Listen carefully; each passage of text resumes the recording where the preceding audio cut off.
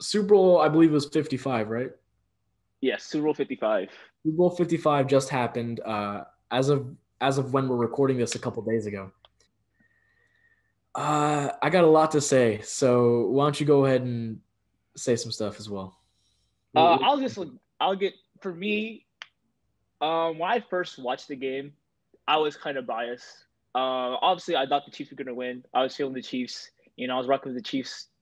Um, at first, when I watched the game, I was saying I really thought the officiating was bad because the Chiefs had, I think, 95 yards, 8 penalties and 95 yards, and I think the Bucks only had like one or two penalties, a couple penalties in the first half.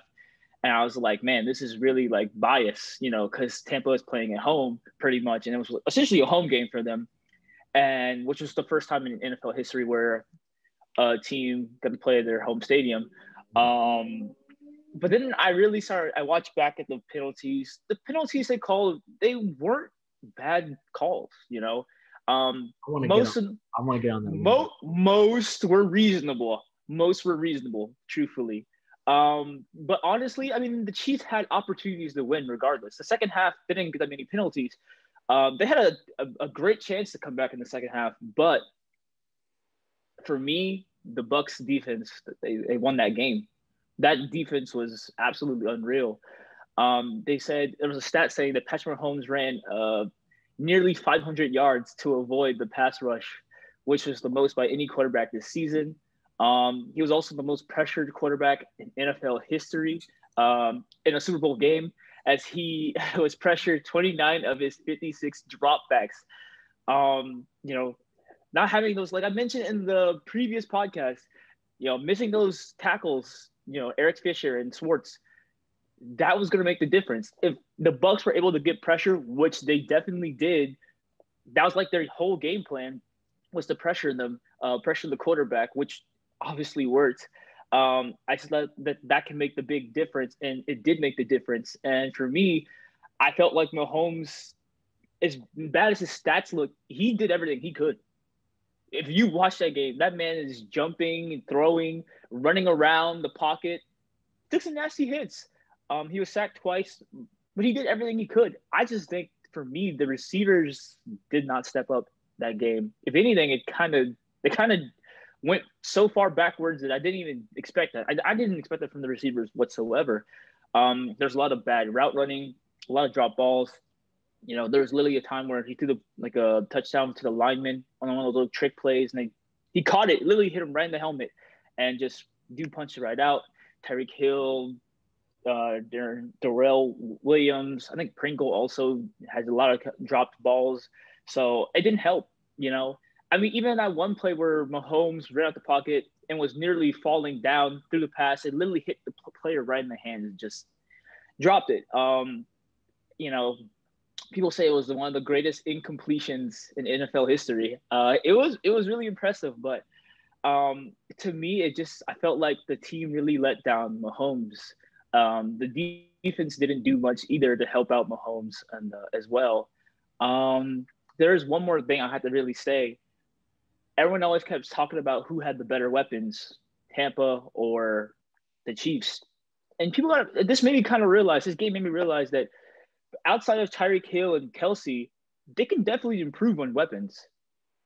As great as those two are, they can definitely get the better receiver. Sammy Watkins is, I think he's decent. He's decent to good, but they can have a better receiver on the other side of Tyreek Hill. They can have a better, another tight end to help out Travis Kelsey. They can still improve, which is crazy because that team is already really good, but that team can still improve.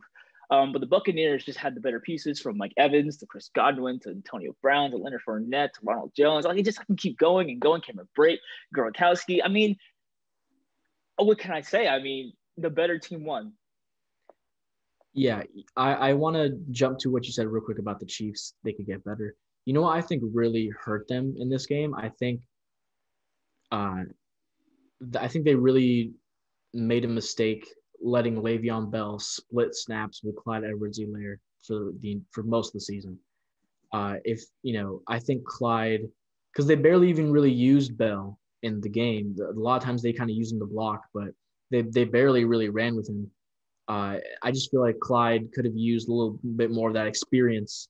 And if he had the confidence of a full lead back, it would have just been better for the team. But you're right. I mean, the Bucks they were such a well put together team. They were absolutely stacked. And yeah, so my notes on this is that, the Bucks, you're right. The Bucks defense was incredible. It was absolutely phenomenal. They didn't give them anything short. They didn't let them get any dump off passes. They didn't let them get anything deep, which is where the Chiefs excel. Mm-hmm. A lot of their, between the numbers passes, a lot of their mid-range passes are to Travis Kelce. And so they doubled him at certain times and they took away that option. And so once that safety net was taken away from Mahomes, he didn't have anybody to go to that he felt confident throwing to. I do want to say, Mahomes' offensive line really did fail him. That was a lot due to injury. But I want to say you got to keep the same energy. Everybody out there who's hating on Russell Wilson, Lamar Jackson, Aaron Rodgers, you got to look at the O-lines in the game. If their O-line's not performing, how can you expect the quarterback to perform? The O-line is literally the most important position on offense. The quarterback is too, but you can have a great quarterback behind a horrible line and you will not go anywhere. We've seen it time and time again. Deshaun Watson's dealing with that right now. He's been dealing with that for most of his career. But yeah, if you're going to cut Mahomes slack, anybody out there, if you're cutting Mahomes slack, you got to cut Lamar Jackson some slack, and Rodgers some slack, and Russell Wilson some slack. All right? That's all I had to say there. But Tom Brady, I mean, he played a fantastic game. You can't ask for much more from Tom Brady. He's the GOAT, undisputed, straight up. You can't really make an argument against him right now. Those 7 rings are, man, he's almost got enough to get all rings on 2 hands. He might become the Bill Russell of the NFL, and the game plan by the Bucs defensive coordinator Todd Bowles was just absolutely fantastic. It just, when you watch the game, you always felt like somebody you always felt like whoever Mahomes was going to throw to was somehow doubled or covered completely. It just felt so suffocating. I can't imagine being Mahomes and playing in that situation. Not even being able to really get a clean thrown ball off. And we had talked about this, I believe in one of our first few podcasts. Mahomes is used to throwing to open receivers. He's not really used to making those tight throws, and his receivers aren't used to catching tight throws. Mahomes had the highest completion percentage to open receivers, or each had the highest percentage of open receivers in the league by far that in the season. And that also really hurt them because the receivers were not used to making those tight catches. Mahomes wasn't exactly used to throwing them, even though he did hit him right in the hands for the most part. It was just, there's a lot going on in this game. And Shaq Barrett, Jason Pierre-Paul, and Devin White, look, I mean, they feasted. They were incredible in this game. They all 3 of them leapt off the screen. Even if you weren't really a football fan, I'm sure somebody noticed, like, yo, that guy's really like getting at the quarterback right now. And so I do, I want to preface everything I'm about to say with, I'm not a Tom Brady hater. I'm not a Buccaneers hater. I'm not a Chiefs fan. In fact, I bet on the Bucks. All right, I made a clean 150. All right, so I'm not saying anything bad about Tom Brady's legacy or his career or anything. He deserves every ring he's gotten. You can't take that away from him. But I feel bad for the Chiefs fans because that first half was so horribly officiated. It was legitimately ridiculous. Let me get into some of these calls. All right. Just the calls that I saw were egregious. There were other calls that were called as well. And in the end, I'm not really sure if it would have made a difference. Just because the Chiefs' offense was just so locked down, I don't think it would have made a difference, honestly. It just sucked to watch because every time I watched, I wasn't a fan of either team, but I was getting angry at these calls. Like, what? Like, that's not a call that you should be making in a normal football game, let alone the Super Bowl. So there were two really bad pass interference calls. One of them was with 13 seconds left in the first half, where the ball was just simply not catchable, even if nothing had happened to, I believe it was Mike Evans. Yeah. Oh, I know exactly which one you're talking about. Yeah. It should have been an illegal contact penalty, if anything, or illegal touching, or whatever that penalty is called. It should have been that. But instead, it places them from the 9-yard line right to the 1-yard line and gives them a free touchdown right there, right before the half, which really sucked for the Chiefs. And it kind of put the game out of reach a little bit. There was another one against Bashaud Breeland where Mike Evans straight up flopped. There's no way around it. Go look up the video of the Bashaud Breeland pass interference. This is what happens. Bashaud Breeland is running. I'm going to use my fingers, a little stick figure, guys. So Bashaud Breeland is literally running like this. Mike Evans is running ahead of Bashaud Breeland like this. And then Bashaud Breeland, his foot, while he's running, slightly makes contact right here with the back of his foot. And this causes him to trip. While he's tripping, his hand goes and slides down the towel of Mike Evans. And then Mike Evans kind of throws himself to the ground and he flops. And they call that a pass. That's not a pass interference in football. I'm sorry. As long as I've been watching football, I've never seen a pass interference call be that bad. It was just horrendous. There were two soft holding calls. They were holding to an extent. But in a normal football game, they don't call those. They let those guys play on. I don't want to get into those too much, but one of them was on an interception by Tyrann Mathieu. And that could have really changed the momentum of the game because I believe at that point it was 7-3. The Chiefs could have maybe done something, but, and then the other one was one of the first penalties they called in the game. This is something that's just straight baffling to me. The neutral zone infraction that they called with 6 minutes to go in the second. It was so bad, Tony Romo couldn't even point out where the penalty occurred. He was looking, he was like, well, I think the refs are meaning here, but they called it over here on these guys. Just like I said, just go back and watch. Just try and sit and listen with an open mind. Go back and watch those penalties. I'm talking to everybody else. Go back and watch those penalties.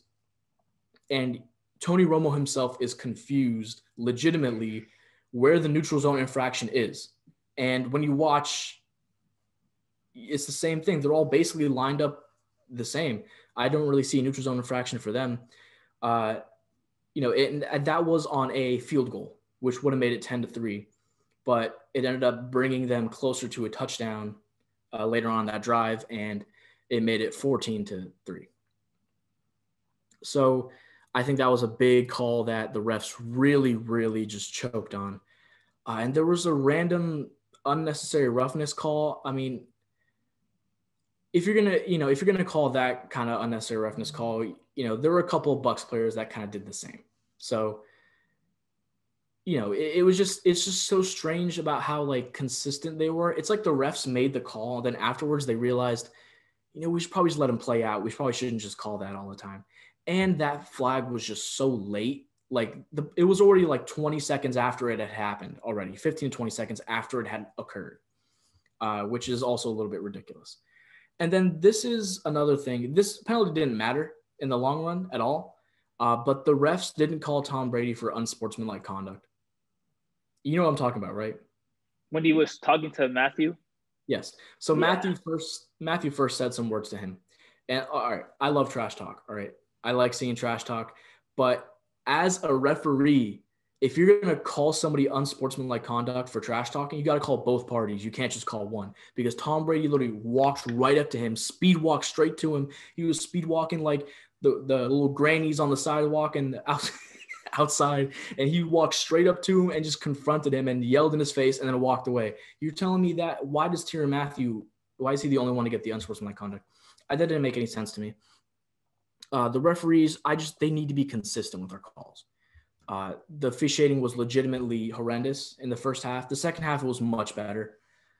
But just that first half was so rough, and it really dug the Chiefs into a hole that to some people might be climbable. To some people who have watched Chief games in the past, they've climbed out of bigger deficits. But with how good the Bucs defense was, it was basically unclimbable. They dug them into an unclimbable hole, and I just feel bad for the Chiefs fans. I feel bad for the Chiefs faithful, but they still have a fantastic team that can run it back next year. It's not like this was their one shot to win it. Nah, they've already won one, and they can win another one next year. They have the talent for it. But there was just so many, a lot of those calls were also on third down, which just killed the Chiefs defense's morale. Because it's like, we got 3 stops in a row and then penalty. Now we got to go back. Now we got to do it again. It killed the morale for the Chiefs defense, obviously.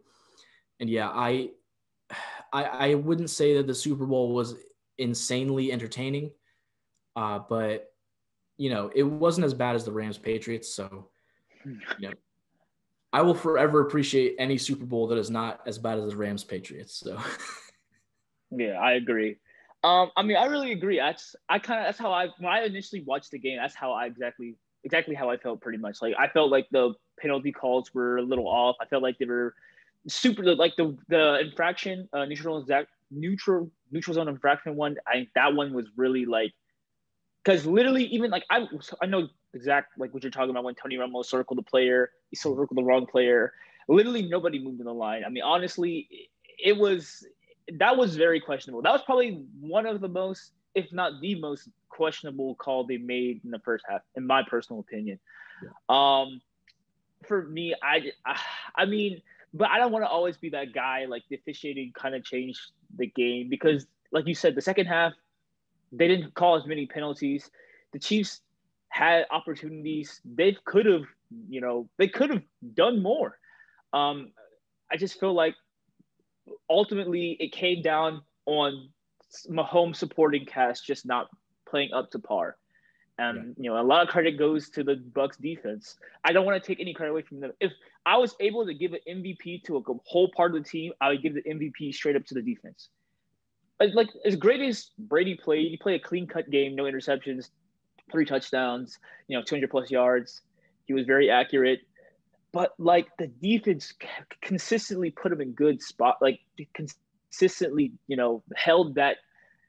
They kept keeping the Chiefs defense on the field because they kept stopping the Chiefs offense consistently. They kept getting pressure on Mahomes. They kept, they did everything right. And my thing is, when you see the regular season stats for the Buccaneers defense, it doesn't tell the story or how well they play at all compared to the postseason. The postseason Buccaneers defense was absolutely phenomenal.